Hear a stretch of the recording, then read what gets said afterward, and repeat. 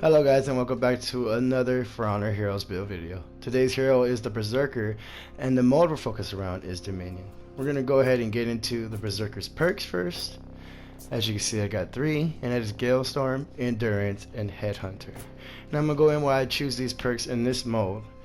And the 3 perks you see selected, like as I said, is Galestorm, Endurance, and Headhunter. I used Galestorm over the other selections that I can with this combination because I'd rather have more movement speed after a kill. I don't have to execute the player to get around the map faster. Either it is I'm defending a zone and I kill the player attacking me, and then I could go ahead and rush to reinforce my teammates that are getting ganked and or need help, or I could just rush to another zone that needs to be captured, whether it be A, B, or C. The Valor is nice, you can get some health, but sustaining lives is not a necessity in this game mode. It's about capturing and getting points, and most likely reinforcing your teammates. Getting around the map is going to be very beneficial in my opinion. It hasn't been for me. Early Reaper is nice, you deal 20% more damage, but 20% honestly isn't that much. It's probably like 8 to 12 damage added on to your first hit, depending if it's a light or heavy. And on top of it, you could be hitting a minion, you can deflect a hit that you ran into and press square to grab the player like you do with the Berserker and punch them into a wall or something, and that punch is going to count as your 20% damage. I'd rather have Galestorm to get around the map, and other specific reasons that I just explained. Endurance, I choose that because who wouldn't like more stamina cost reduction? Ever since they took stats away, stamina cost reduction has been hurting me because I'm so used to be able to do feint combos or different type of combos that I'm not able to do any longer. But having endurance is super fun for me because I feel like I have an unlimited opportunity to do things I want to. Half of the time taking out enemies out in one combo and still having stamina left. But gaining 3% stamina cost per renown level. Now a renown level is whenever you get a feat, like you have skills, for instance bounty hunter, and you got the bear traps. Each one of those is a renown level. Now when you got all 4, that's renown level 4. Now it says max gains 4, so that makes sense. You're going to have a total of 12% stamina cost reduction, which is very nice. Anything past 10%, even 10% would have been nice. So 12% is awesome. And it really becomes helpful. You'll notice a change as you're playing the battle and you're getting the renown levels and you're noticing at least 6% to the next 12%. You'll notice the difference. Headhunter kind of works the same way, but instead of having renown, you're getting execution. So either whether it be a hero or a bot player is what it's saying. And a unique player means someone like me or you, a PvP player. If you execute them, you get 4 health. Total health max increases by 4 for a total of 16%. I mean 16, not 16%, just 16 plus health. So that's like a bar and a quarter, or a bar and a slight beginning of a new bar.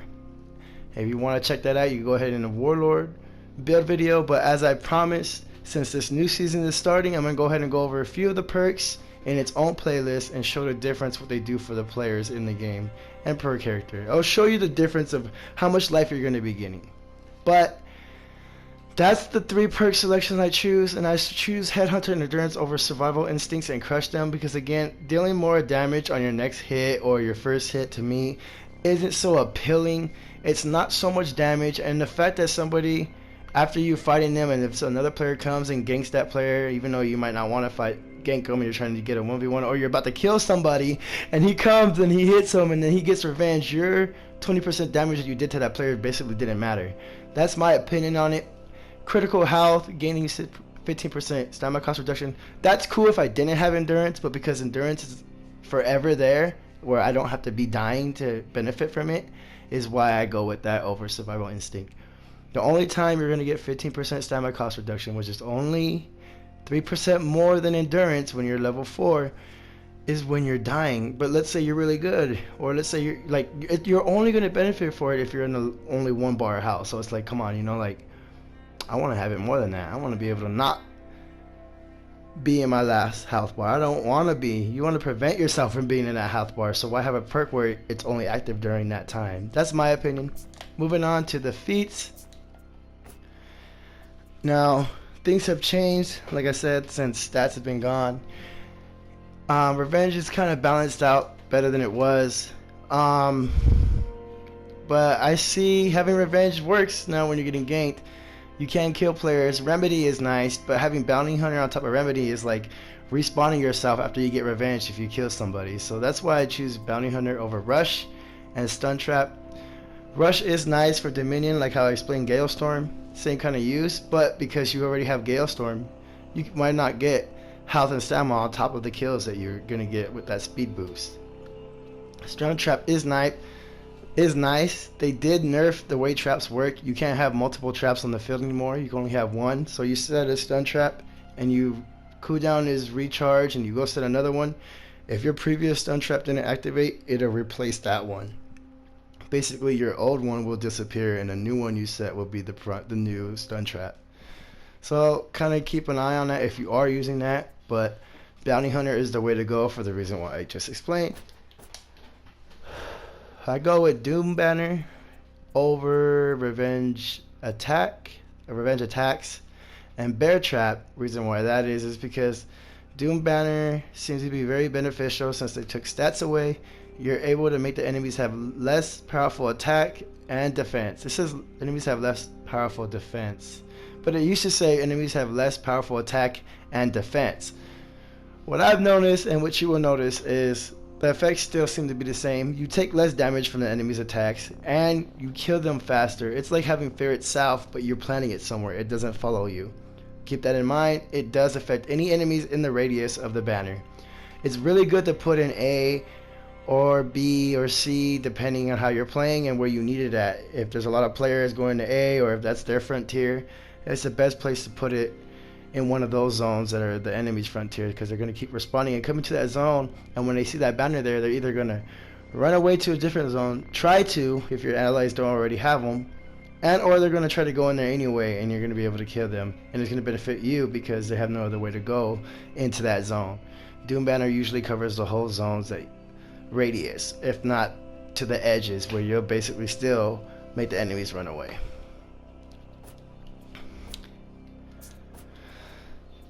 I choose that over Revenge Attacks and Bear Trap. Bear Trap, again, like I said, they nerfed it so you can only have one at a time. Sometimes you can trap an enemy, but if you're not quick enough to grab them or guard break them, or if you're not quick enough to get your attack in, they're able to parry it or just react in enough time to where your Bear Trap was basically rendered useless. And it does do about a bar and a quarter amount of damage, which is very nice. But not ideal for Dominion. Doom Banner is the way to go for the reason why I explained.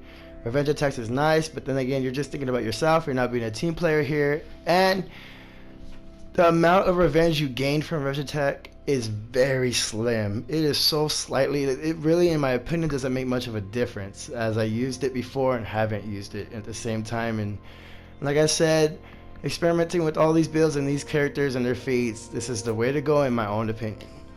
Moving on to the third feat. I finally listened to you guys since they removed stats. And I've seen the way Sharpened Blades has just been amazing lately, in my opinion. Throwing Axe, you can miss, not so reliable, especially when you have Fury and Sharpened Blades to go with. Why go with Throwing Axe? It's fun to play with, maybe play with it in Scrimmage if you want to, or other modes, but in my own opinion, it is not the way to go. Now, the Shamans Axe is kind of cool because it makes people bleed, and that's perfect for her, but this axe doesn't do nothing besides moderate damage. Sharpened Blades, again, it inflicts low damage over time, so you're basically going to sharpen your blades will be highlighted in red, letting you know it's active. You can also look in the bottom left corner, seeing the cooldown go down until it's depleted. But this is pretty awesome because if you are playing against people who are turtling you, even if you are in Revenge, if you're getting lights or even if you get a heavy in, they're basically going to die if they're halfway dead already, because that overtime hit after your heavy is going to finish them off. But if you're light attacking or zone attacking these enemies that are kicking you and you have Sharpened Blade, you're most likely going to drop all of them. And with Bounty Hunter active, you're going to gain health and stamina every time one of them bleeds out. If you're not finishing one while one is bleeding out and you have one executed. I mean, it happens all the time. Berserker is insane. He's just like a god in my own opinion, but it's very awesome to use. Again, you're not so worried about staying alive. Even if you're dropping the other players while you're dying, at least they're all dying with you. It's happened before. Fury is awesome. You gain sprint speed, but again, we got Galestorm. You get attack and defense greatly. I used to go with this for the reason of the sprint and the attack and defense. And yes, since it took stats away, attack and defense is nice. But you have revenge, you know? You have revenge, and then with sharpened blades, you're doing damage over time, you're getting health. I mean, I'm getting the sprint speed from Galestorm, which is very better than slight amount of speed. The only thing that's beneficial in this, with not going with it besides sharpened blades, is defense increased greatly. But honestly, I've been playing with both of them, and the only difference I noticed is I'm doing a lot more damage to players, or killing players more often with sharpened blades than I was with Fury. And I used to go with Fury, so I'm just giving you my honest research and opinion. Now the last feat I go with is Fear itself, and I choose that over Fire Flask and Berserker. And the reason why I use Fear itself is for if I find myself in a situation where I'm getting 1v3'd or 1v2 and it's near the end and I gotta hold it down, or I don't want to lose it, activate Fear itself whenever you feel like you're getting evaded. Don't use it in a 1v1. Save it for when you're gonna get ganked, because if you're dropping players in 1v1, most likely they're pinging for an ally to come and help them gank you. So use Fear itself when that time comes. Now that was another reason why I go with sharpened blades, now that I remember. We already have Doom Banner, which lowers their defenses and their attacks. Then we have Fear itself, which basically does the same thing but surrounds you wherever you go. So why do you need to increase your attack and defense more? You can activate Fury in between uses of these two. Have Doom Banner, then activate Fury after Doom Banner is gone. If they run away and they want to come to you, you have Fury now. And if that goes away and they're running, then you have Fear itself. If they're waiting for people to come and they waited that long for the fight. But sharpened blades, in my opinion, is the way to go, because it's something different besides attacking their defense and their attacks. You're already basically getting a defense up by lowering their attack. Sorry that was a long explanation. I just wanted to explain it in full detail for you guys. I really hope you guys have been enjoying these build videos. It seems like you guys have. Thank you guys so much for the support and the love. That's it for the Berserker on the Dominion build. And until next time, I'll talk to you guys later.